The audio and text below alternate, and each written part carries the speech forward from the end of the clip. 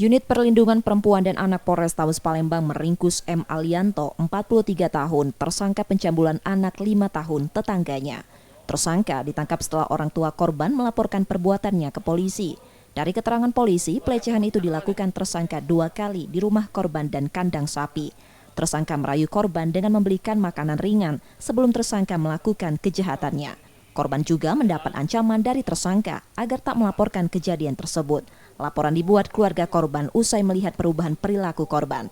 Awalnya korban umurnya masih 5 tahun, sedang nonton di ruang tamu rumahnya. Emang si pelaku ini tetanggaan ya, hubungannya agak dekat, sehingga dia datang ke rumah, dia kasih jajanan kayak coklat, mainan gitu. Agak siangnya, sore harinya dia ketemu lagi tuh sama anak itu di daerah dekat kandang sapi, dekat rumahnya juga. Dia kasih lagi jajanan, dia minta lagi seperti tadilah kata dia. Berlaku.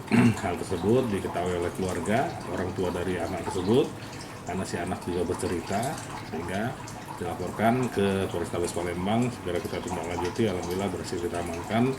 Untuk pelaku masih kita dalami. Kini tersangka ditahan di tahanan Polrestabes Palembang untuk proses hukumnya dan terancam hukuman 10 tahun penjara. Yudi Kiswanto, Kompas TV, Palembang, Sumatera Selatan.